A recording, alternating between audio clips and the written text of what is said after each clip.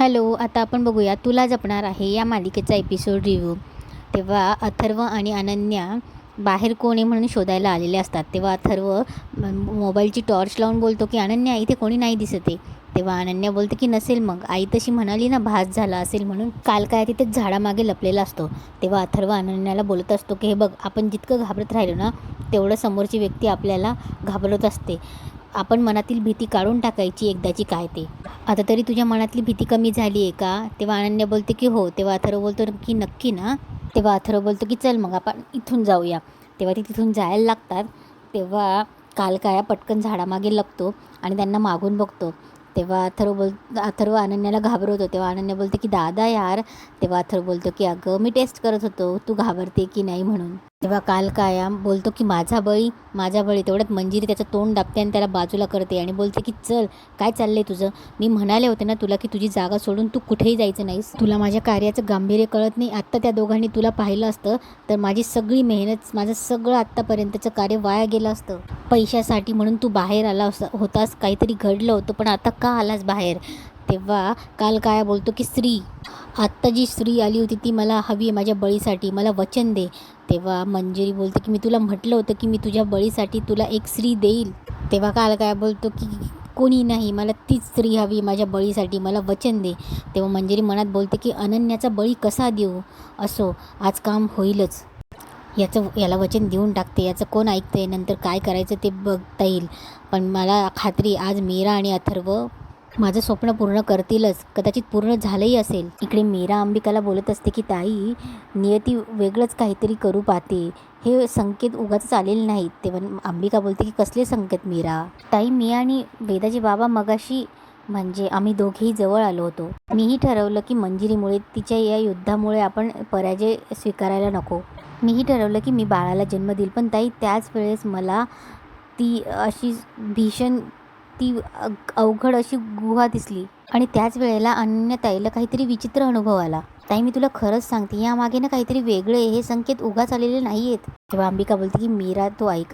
उगाचच. तेवढ्यात अथर्व येतो, दरवाजा बंद करतो. तेव्हा अंबिका बोलते की अथर्व आलेत, मी आता जाते, तू उगाचच काळजी करू नकोस. तेव्हा अथर्व मीराजवळ येतो आणि बोलतो की शांत झाली अनन्या आता.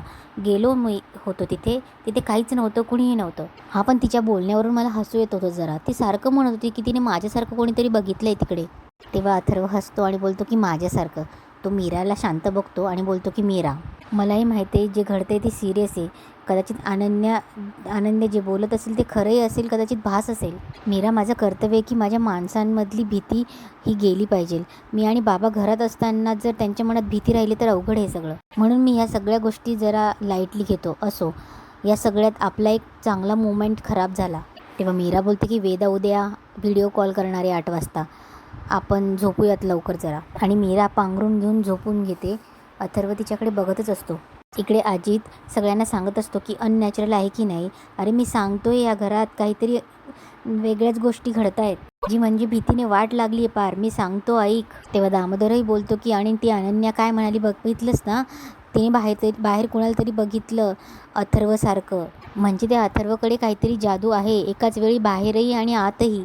तेव्हा अजित बोलतो की मॉम, अगं शांत काय बसलीस? काहीतरी लफडे, शांत बसून चालणार नाही, काहीतरी विचार करावा लागेल आपल्याला. आता पैशाचं घे ना. अथर्वने पैशाचा विषय काढला का? How is this possible? तेव्हा दामोदर बोलतो आणि अथर्व सहज असा विषय सोडून देणाऱ्यातला नाही आहे. माया गुपचूप फोनमध्ये रेकॉर्ड्स करत असते. अजित इकडे बोलत असतो की आते बाहेर आहे. तेव्हा नर्मदा बोलते की नाही, तुम्ही दोघांनी माझा विश्वासघात केला आहे. आता या बाबतीत मी तुमच्यावर विश्वास ठेवू शकत नाही, कळलं? बास, ही तुमची फालतूची बडबड बंद करा आणि बाहेर जा. तेव्हा दामोदर बोलतो की बायको थोडा विचार कर ना. तेव्हा अजितही बोलतो की मॉम खरंच ना, थोडा विचार तरी कर ना. तुझ्याशी का खोटं बोलू आम्ही? तेव्हा नर्मदा बोलते की बाहेर जा आणि अजितला बोलते की तिच्याकडे बघू नको, बाहेर जा. ते दोघं बाहेर गेल्यावर माया पटकन नर्मदाला विचारते काय वाटतं तुम्हाला, म्हणजे यांच्या बोलण्यामध्ये काहीतरी पॉईंट आहे. तेव्हा नर्मदा बोलते की काहीतरी पॉईंट आहे. मी या दोघांनाही व्यवस्थित ओळखते. या अशा बाबतीत ते खोटं बोलणं शक्य नाही. पण हे असं कसं शक्य आहे? म्हणजे ज्याच्यावर विश्वास ठेवू शकत नाही, हे कसं शक्य आहे? इकडे दुसऱ्या दिवशी सकाळी अथर्व बाहेर झोपाळ्यावर बसलेला असतो आणि तो विचार करत असतो. जेव्हा मीरा आणि तो जवळ येतो तेव्हा मीरा पटकन बाजूला होते. तेव्हा अथर्व इकडे विचार करत असतो की मीराच्या मनात नक्की काय चालू आहे, काहीच कळत नाही आहे. जेव्हा वाटतं सगळं नॉर्मल आहे तेव्हाच मीरा तुटक वागायला लागते. तेवढ्या तिथे मंजिरी येते. अथर्वला विचार करत बघून ती मनात बोलते की काल रात्री माझं काम नक्कीच झालं असणार, पण तरीही एकदा खात्री करून घ्यायला हवी. तेव्हा मंजिरी अथर्वजवळ येते आणि बोलते की अथर्व कसं वाटतंय? तेव्हा अथर्व बोलतो की हो, ते हँड ब्रेस निघालीमुळे जरा बरं वाटतंय, मोकळं वाटतंय. तेव्हा मंजिरी बोलते की बरं, काल अनन्यासोबत जे काही घडलं तिच्या मनातून भीती गेली आहे ना? तेव्हा अथर्व बोलतो की हो आई, बाहेर कोणीच नव्हतं, काहीच नव्हतं. तू म्हणालीस तसं कदाचित तिला भास झाला असेल. तेव्हा मंजिरी बोलते की बघ ना, उगाच घरात भीतीचं वातावरण निर्माण झालं आहे. तेव्हा अथर्व बोलतो की हो आई, खरं आहे, नको त्या गोष्टींमुळे घरातलं टेन्शन वाढत चाललं आहे. तेव्हा मंजिरी त्याच्याजवळ बसते आणि बोलते की बरं ते सोड, आणि बोलत असते की आज पहाटे मला इतकं गोड स्वप्न पडलं. माझी छोटीशी नात माझ्या मांडीवरती बसली आहे, हसती आहे, खिदळती आहे, खूप आनंदात आहे, आणि तिच्यामुळे आपण सगळे खूप आनंदात आहे. अथर्व, मी तुला सांगते की मी त्या क्षणी इतकी सुखावले होते ना, की अजूनही मी तिकडेच अडकले. असं वाटते की मी खरंच आजी झाली. असं वाटते की मी खरंच तुला आणि मीराला बाळ झालं आहे. तेव्हा अथर्व बोलतो की प्लीज आपण नको बोलूयात या विषयावर. तेव्हा मंजिरी बोलते की म्हणजे आई, मला कळून चुकले की घरातली परिस्थिती बघता, मीराची मनस्थिती बघता मला नाही वाटत हे शक्य आहे. तेव्हा मंजिरी थोडी नाराज होते. तेव्हा अथर्व बोलतो की आई, मला एक कॉल करायचा आहे, आलोच मी, म्हणून अथर्व चालला जातो. तेव्हा मंजिरी मनात बोलते की हा असं का बोलतोय? एवढं सगळं जुळून आलं होतं, मग अचानक असं काय झालं? मीरा नाही म्हणाली की काय? इकडे नर्मदा आणि माया अनन्याला किचनमध्ये बघतात. तेव्हा त्या दोघी लगेच किचनमध्ये जातात. तेव्हा नर्मदा बोलते काय न्यूडल्स करतेस? तेव्हा अनन्या बोलते की हो. तेव्हा नर्मदा बोलते की अनन्या, बरीस ना गं तू? तेव्हा अनन्या बोलते की हो का? तेव्हा नर्मदा बोलते की अगं नाही, तुला एक विचारायचं होतं. तेव्हा अनन्या बोलते की विचार ना गं आत्या. तेव्हा नर्मदा बोलते की कालच्या प्रकरणामुळे मी खूप घाबरली होती गं, म्हणून काळजी वाटली तुझी जरा. पण काल काय पाहिलंस गं तू? तेव्हा अनन्या बोलते की आत्या, काही नव्हतं पाहिलं मी. सोड ना हा विषय, भास झाला असेल मला, जस्ट इग्नोर इट. तेव्हा अनन्या वाटी चमचा घ्यायला जाते. तेवढ्यात नर्मदा आणि माया एकमेकींना खुणवत असतात. तेव्हा माया बोलते की अनन्या, आपण या गोष्टीला इग्नोर नाही करू शकत अगं. भास असे होत नसतात, काहीतरी असतं म्हणून ते आपल्याला जाणवतं. तेव्हा नर्मदा अनन्याला बोलते की आता तुला भास झाला नसता, तू इतकी घाबरत किंचाळत घरामध्ये शिरली असती का? काहीतरी झालं असेल ना. हे बघ, आपण ना दरवेळेस स्वतःला समजावत बसतो, नाही नाही नाही, काही झालेलं नाहीये, काही झालेलं नाहीये, भास असेल, पण दरवेळी तसं नसतं ना. हे बघ, तुला असं वाटत असेल ना मी हे सगळं तुला का सांगते, पण तू नीट लक्ष दे. मला माहिती आहे मायावर आणि माझ्यावर तुझा विश्वास बसणार नाही, पण हे बघ अनन्या, हे प्रकरण ना खूप भयंकर आहे. म्हणजे मीरा आणि तिच्या बापाचा सुद्धा यात हात असू शकतो ना. तुला कळतंय ना मला काय म्हणायचंय, समजतंय ना तुला? तेव्हा माया बोलते अरे बापरे, हो सासूबाई, मला ही गोष्ट लक्षातच आली नाही. नाही म्हणजे मागे नाही का मीराचा बाप या घरात आलेला आणि त्याने मग अजितवर हल्ला केलेला आणि मग गायब झाला. त्यानंतर आपल्याला सगळ्यांना असं वाटलं की तो माणूस इनविजिबल होऊ शकतो, आणि कशावरून आत्ता जी काही घटना घडली आहे ती त्यानेच केली नसेल. तेव्हा नर्मदा बोलते हो ना अनन्या, मला तरी असं वाटतं की हे प्रकरण तू हलक्यात घेऊ नकोस. हे बघ, नीट विचार कर आणि मला सांग, तुला नक्की भास झाला होता तिथे काहीतरी घडलं? तेव्हा अनन्या सरळ निघून जाते. तेव्हा नर्मदा बोलते की अगं, तेव्हा नर्मदा बोलते की अनन्या, मी नक्कीच खात्रीने सांगू शकते की अनन्याला नक्कीच भास झालेला नाहीये. इकडे मंजिरी काल कायाला त्या गुहेत घेऊन येते आणि मार्जरीजवळ सांगत असते की याच्यामुळे सगळा घोळ झाला आहे, सगळं माझ्या प्लॅनप्रमाणे चालू होतं. मीरा आणि अथर्व एकत्र आलेच असते, पण मध्येच ते अनन्याने याला पाहिलं आणि सगळं फिसकटलं. तुला दिलेलं एक काम तुला नीट करता आलं नाही आणि अपेक्षा फार मोठ्या आहेत तुझ्या. मला बळी हवाय, कधी अनन्या, कधी ती मीरा. तेव्हा मंजिरी बोलते की तुला बळी वगैरे काही मिळणार नाही, कारण मी तुझं अस्तित्वच मिटवणार आहे. तेव्हा काल काय बोलतो, पण माझं कार्य पूर्ण झालेलं नाही आहे. तेव्हा मंजिरी बोलते की मला आता तुझं कार्य संपलं असं समज, आणि ती काहीतरी मंत्र बोलून आणि नष्ट हो असं म्हणते. तेवढ्यात मार्जरी बोलते की मंजिरी थांब, इतक्यात शस्त्र टाकून जमायचं नाही, हे आपलं खूप महत्त्वाचं शस्त्र आहे. तेव्हा मंजिरी बोलते याचा काहीच उपयोग नाही मार्जरी, कारण हे शस्त्र जर आपण वापरलं ना तर स्वतःच्याच पायावर कुऱ्हाड मारून घेतल्यासारखं आहे.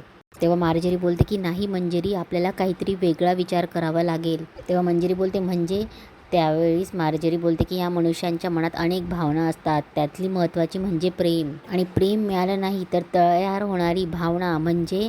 तेव्हा मंजिरी बोलते की तू काय बोलतेस, मला काही कळत नाही. या सगळ्या परिस्थितीत अथर्व मीरापासून दूर जातोय आणि तो मायाशी जोडला जातोय हे जर मीराला दिसू लागलं. तेव्हा मंजिरी बोलते की नाही मार्जरी, ते शक्य नाही, ती मीरा अशी आहे ना. तेव्हा मार्जरी बोलते की मंजिरी प्रत्येक वेळी नकार देऊ नकोस. तेव्हा मार्जरी बोलते की मनुष्य जगात जसं म्हणतात ना मेल्याशिवाय स्वर्ग दिसत नाही, तसं हे काम केल्याशिवाय तुला त्याचे परिणाम दिसणार नाही. काहीही झालं तरी मीरा एक साधारण मनुष्य आहे आणि आपण तिच्या बापाचा पण सामना केला आहे. मग तिच्या कमकुवत या भावनांचा उपयोग करून घेऊ शकतो आपण. हीच एक संधी आहे. ऐक मी काय सांगतेय. तेव्हा मार्जरी सगळा प्लॅन मंजिरीला सांगते.